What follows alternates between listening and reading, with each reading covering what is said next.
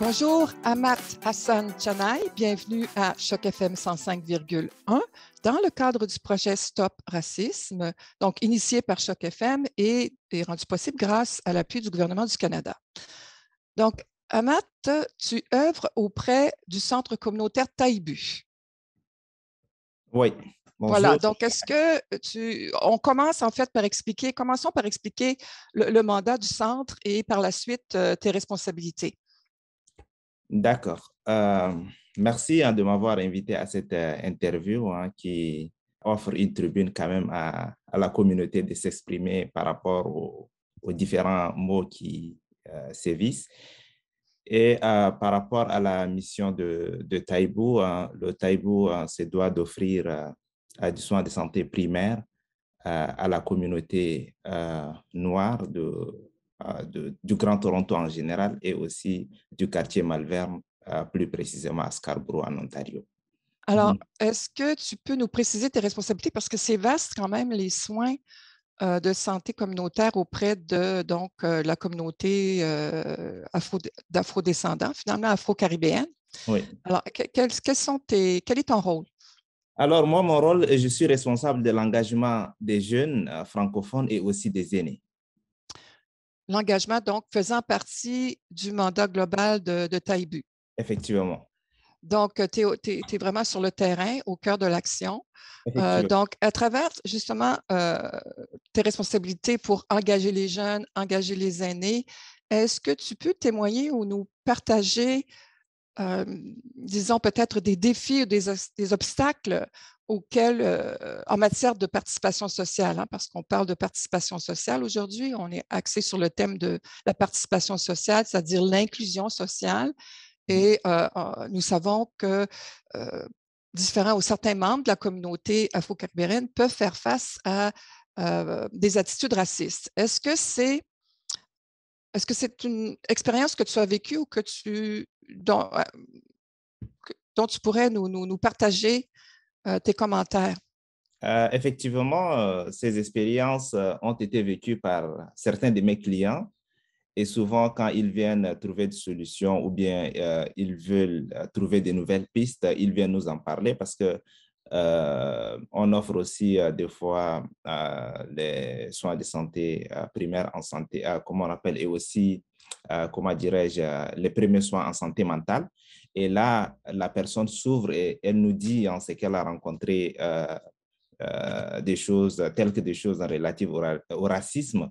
Et là, généralement, c'est dans les endroits publics, surtout dans les TTC ou bien dans les hôpitaux et quelquefois dans les supermarchés, ils éprouvent quand même ces difficultés-là, mais ils essaient de les surmonter. Donc, un exemple parlant que j'ai eu, c'était un jeune qui était allé voir un avocat et je pense que l'avocat l'a très mal reçu. Il était venu nous voir et tout, donc on a dû chercher un autre avocat pour ces jeunes et tout. Et ça, c'est l'une des choses. La deuxième des choses, souvent dans les TTC surtout, quand ils viennent s'asseoir à côté d'une personne d'une autre race, d'une autre couleur, si vous voulez, là, la personne s'élève automatiquement et il n'en parle pas assez. Et ça, c'est des choses qui sont fréquentes, c'est des choses qui les vivent et ils les vivent dans leur chair parce que ça fait extrêmement mal du moment où on vient s'asseoir à côté d'une personne et automatiquement la personne s'élève ou bien lorsqu'il reste une place à côté et qu'on cède cette place-là pour que l'autre personne puisse s'asseoir, personne ne s'assoit parce qu'on est noir et ça, c'est des expériences qui m'ont été partagées par mes clients. Donc, les obstacles semblent être vécus en matière justement d'inclusion sociale, de participation à la vie en société, dans la vie de tous les jours, finalement, dans les activités quotidiennes. Donc, tu as référé au début à ton rôle en mentionnant que tu œuvres auprès des jeunes, donc des jeunes afro-caribéens, des aînés, en matière d'engagement. Est-ce que tu peux nous décrire davantage qu'est-ce que vous faites comme activité? À quoi ça réfère ce volet axé sur l'engagement? Les activités sont nombreuses. Je peux vous citer quelques-unes. Nous, généralement, c'est des activités communautaires qui regroupent les jeunes entre eux. Ils discutent de différents défis. Et nous, des fois, s'ils n'arrivent pas à trouver, par exemple, des ressources qui pourraient les aider à s'engager davantage, nous, on les guide, soit on leur trouve ces ressources-là pour qu'ils puissent vraiment s'épanouir en tant que jeunes et aussi en tant que francophones dans un milieu complètement anglophone, parce que déjà, quand on est noir, on ne parle pas l'anglais, on est francophone, c'est-à-dire on vit plusieurs fois, comment on appelle, sous différentes formes le racisme, en fait. Alors, dans ce cas, ou bien de la discrimination, on peut dire ça, Voilà, oui. voilà, de la discrimination. Et là, ces jeunes, quand ils viennent, par exemple, pour les jeunes, on organise des tournois de basketball. Il y a aussi un programme sur lequel nous travaillons actuellement. Ça a déjà commencé. On était en train de l'exécuter sur le terrain. C'est le challenge de la santé des jeunes noirs. Donc, ça aussi, ça fait partie des activités. On organise quelquefois des activités comme le dîner pendant la période de Ramadan et tout. Donc, toutes les familles se sont réunies ensemble pour rompre le jeûne en une soirée. Et ça a regroupé pas mal de jeunes et aussi des familles, donc des jeunes et leurs parents, on peut dire comme ça. Il y a aussi d'autres activités récréatives, par exemple, aller visiter les endroits touristiques ou bien les parcs. Ça fait partie aussi des perspectives que nous envisageons faire, bien que nous avions fait avec un petit nombre, mais on voudrait l'agrandir. Et aussi dans les barbecues qui sont organisés par les membres de la communauté. Donc, nous, on vient aussi des fois donner une commandite ou bien sponsoriser pour que ça puisse faire écho et engager davantage la communauté. Donc, si je comprends bien, ce sont des activités qui visent la cohésion, finalement, la cohésion sociale, rallier les gens, leur permettre de se retrouver, de se soutenir entre pairs, PAIRS. Est-ce que tu peux nous mentionner peut-être quelques-unes des ressources vers lesquelles vous aiguillez les gens de la communauté que vous appuyez? Oui, effectivement. Généralement, comme vous savez, la question de l'immigration, c'est un grand défi. Et surtout en cette période de pandémie, par exemple, une personne qui a son permis de travail qui s'expire, alors là, ça ne fait pas partie de notre rôle, mais quand même, on aiguille, comment on appelle, ces personnes-là vers les endroits où ils peuvent aller faire leur permis de travail, à l'exemple à la Croix-Rouge ou bien au centre francophone ou bien dans d'autres centres. Il y a aussi, par exemple, des immigrants, des nouveaux arrivants qui cherchent des avocats francophones. Donc, ils n'arrivent pas à les trouver, on les leur trouve. Des médecins francophones qui sont rarissimes, ici à Toronto particulièrement. Là aussi, on les aiguille à les trouver et on les met aussi en contact avec les agents de liaison des écoles pour qu'ils puissent inscrire leurs enfants dans les écoles francophones et aussi des spécialistes francophones, bien qu'ils sont extrêmement rares.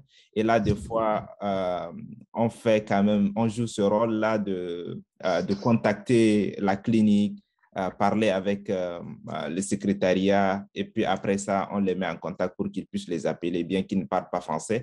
Il y a quand même certains qui utilisent l'interprétariat pour pouvoir communiquer avec les clients, mais d'autres, ils rencontrent des médecins et c'est à leur risque et péril, donc ils ne savent pas ce que le médecin dit, mais ils acceptent quand même pour trouver le soin. Donc ça fait partie aussi des grands défis auxquels nous faisons face et tous les jours. Donc, en fait, c'est vraiment l'aide à l'intégration sociale, repérer des services, idéalement en français, parce que vous travaillez spécifiquement avec les populations francophones, n'est-ce pas? Oui. Qui sont des personnes soit d'origine africaine ou caribéenne. Oui. Peut-être, parmi les entrevues qu'on a fait, on a rencontré des représentants de Point Ancrage Jeunesse. Est-ce que vous travaillez avec eux? Oui, effectivement, nous avions eu la semaine dernière, hein, le dimanche passé, nous avions eu une activité ensemble à Taïbou et nous en aurions une autre ce dimanche 5 juin. Quel est le type d'activité que vous faites avec eux? Généralement, c'est des activités communautaires. Donc, dans le passé, nous avions organisé des ateliers pendant la période du mois de l'histoire des Noirs. Et là, c'était beaucoup plus avec les jeunes et c'était comme une activité de cohésion sociale. Donc, c'est-à-dire mettre les jeunes sur les rails de leurs propres activités et tout. Et deuxièmement, on a organisé aussi des activités sur la nutrition. Donc, compte tenu du fait que les francophones sont assez nombreux ici, mais il n'y a pas, par exemple, des nutritionnistes en nombre suffisant pour pouvoir vraiment aider ces personnes-là à bien se nourrir parce que déjà, l'alimentation diffère d'une région à une autre. Et là, c'est ce qui fait que nous avions organisé ces ateliers-là pour permettre à ces familles et à ces jeunes-là d'avoir les outils nécessaires pour se nourrir quand même assez bien. Oui, et puis c'est un élément promoteur de santé, n'est-ce pas? Oui. La saine alimentation. Donc, est-ce que la communauté afro-caribéenne est de plus en plus importante en termes de nombre? Est-ce que vous savez les personnes qui vous contactent, qui gravitent autour donc, de Taïbu, est-ce que vous voyez une expansion de la communauté? Est-ce que ce sont des gens qui viennent d'arriver à Toronto, dans le Grand Toronto, ou est-ce que ce sont des gens qui sont ici depuis un certain temps? Oui, il y a une catégorie qui est là depuis plus d'une décennie. Il y en a d'autres, ça fait déjà plus de 5 ans. Il y en a d'autres qui aussi entre 1 et 3 ans. Et il y en a d'autres aussi qui viennent d'arriver. Donc, si on part sur la base des données que moi j'ai avec moi, ça fait comme depuis qu'on a commencé à soutenir les gens à s'en sortir de la COVID. Donc, on avait mis en place un programme qui s'appelle Soutien COVID. Et ce programme-là aide les familles, aussi bien francophones qu'anglophones, à avoir accès à, comment on appelle, à des soutiens. Donc, ça peut être des cartes cadeaux qui leur permettent d'aller faire des épiceries, ou bien des paniers alimentaires qu'on délivre directement, ou bien de l'argent directement qui leur permet de supporter certaines de leurs charges. Et là, déjà, sur la base des données, depuis que ce programme a été ouvert jusqu'à aujourd'hui, nous avions plus de 4000 personnes francophones qui viennent et ils demandent en même temps d'autres services, par exemple les soins de santé primaire en français et tout. Et ils sont avec nous et nous travaillons avec eux presque tous les jours. Et ça, c'est l'une des choses que je pourrais vous dire. Ouais. Donc, d'après ton expérience avec Taïbu, la communauté donc afro-caribéenne, pardon, inclut des gens qui sont déjà ici depuis un certain temps. Oui, effectivement. Et il y en a d'autres qui sont nouvellement arrivés. Mais en fait, ma question serait la suivante. Est-ce que vous constatez que autant les personnes qui sont ici depuis un certain temps que celles qui viennent d'arriver font face à des attitudes racistes? Effectivement, parce que le racisme, ce n'est pas lié au temps qu'on met ici, mais c'est lié peut-être à la couleur de la peau ou bien à l'accent. À la diversité raciale.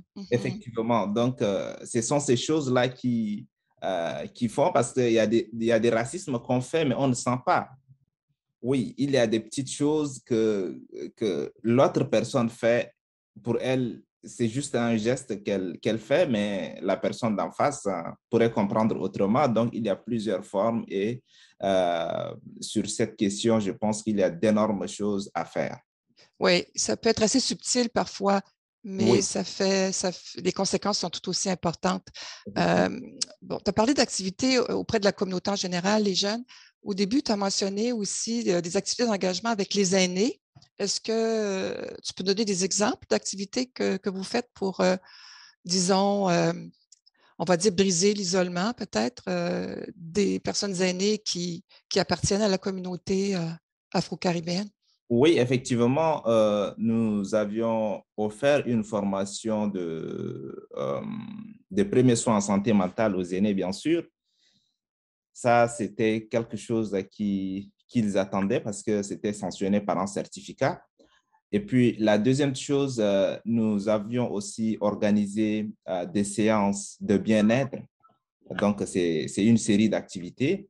Et actuellement, nous avions déjà dans le programme, ça, je pense c'est en juillet, je n'ai pas la date exacte, mais c'est en juillet que nous allons faire, par exemple, des activités de broderie avec des femmes. Donc, ce n'est pas la broderie classique, mais je pense que c'est la broderie européenne.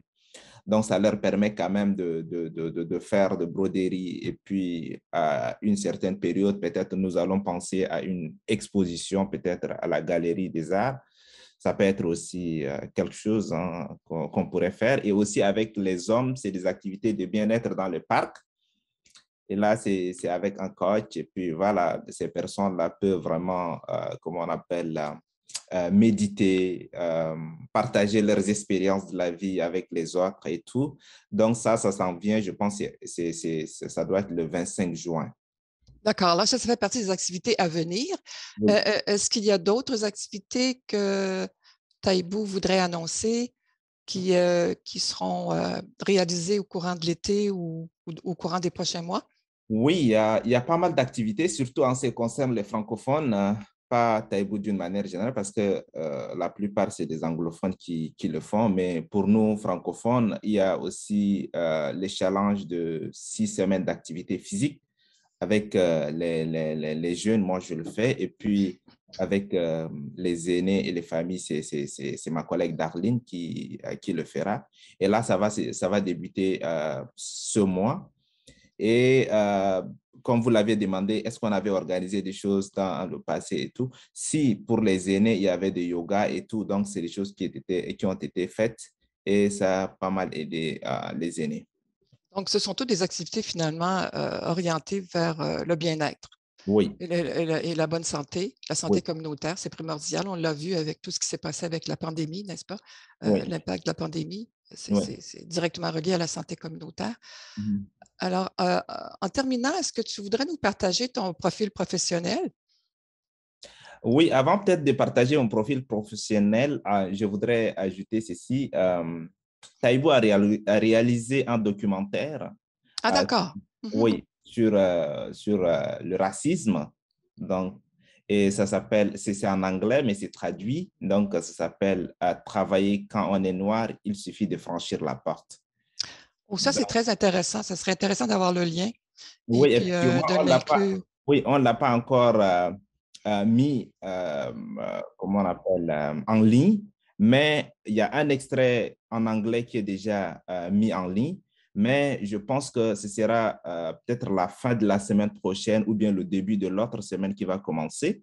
Quand ce sera mis en ligne, quand la traduction sera terminée, parce qu'il y a une petite portion de texte qui a été peut-être, voilà, qui demande un peu de travail.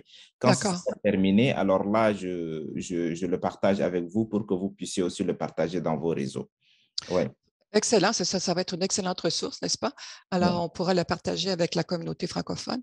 Euh, Ahmad, j'ai eu l'opportunité de te rencontrer il y a plusieurs mois et je connais un peu ou en partie ton profil professionnel. Je pense que ce serait une belle occasion de partager tes compétences. D'accord. Merci, Annick, une fois de plus. Euh, je reprends la présentation d'une manière générale. Moi, je m'appelle Ahmed Hassan Kanaï, je suis originaire du Tchad et je suis diplômé en sciences biomédicales et pharmaceutiques. Et je suis aussi titulaire d'un certificat de l'Université York, donc du campus Glendon.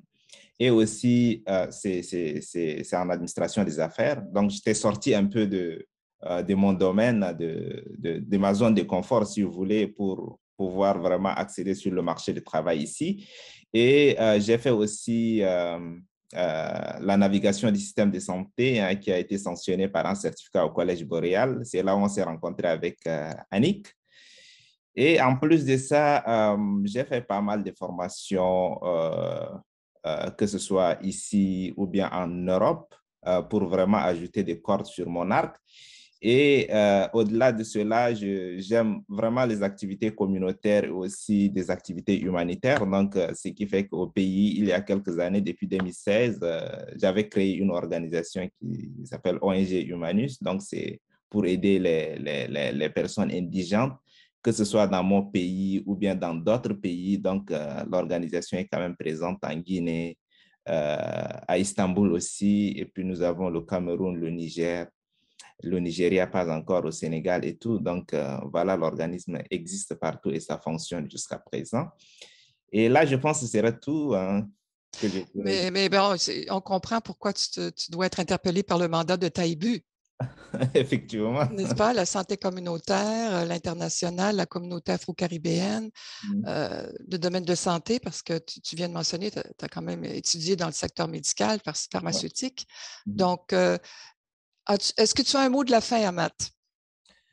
Mon mot de fin serait de vous remercier et je pense que c'est grâce aux journalistes qu'on peut atteindre vraiment, ou bien on peut crever l'abcès parce que s'il y a les médias, c'est, je pense, c'est le troisième pouvoir, ça peut changer tout et en un rien du temps. Donc, on espère vivement que vous puissiez nous aider à changer, changer surtout la donne pour que les personnes qui immigrent ici, qui espèrent une vie meilleure, ne vivent pas le racisme, qui se sentent chez eux aussi, qu'ils soient considérés par les autres.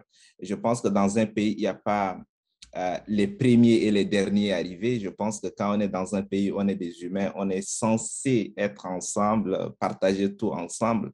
La nouvelle personne qui arrive avec quelques ingrédients qui pourraient ajouter sur déjà le repas qui est préparé ici et ça donne peut-être un autre goût.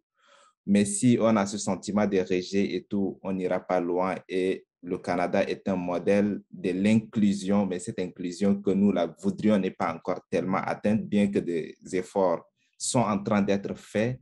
Et la grande partie d'efforts a été déjà fait et il ne reste qu'une petite portion et je pense que chacun contribuera de sa façon, mais les journalistes ont plus de 99% de rôle à jouer à ce niveau. Donc, merci à vous. C'est gentil, merci beaucoup. C'est vrai, hein, le journaliste peut faire avancer les choses. Le journalisme radio, entre autres. Et effectivement, le Canada est une terre d'accueil, mais on a des efforts. On a des efforts à fournir pour garantir l'inclusion et l'intégration sociale de tout le monde. Merci beaucoup, Amat. À bientôt. Merci, au revoir. À bientôt. Merci.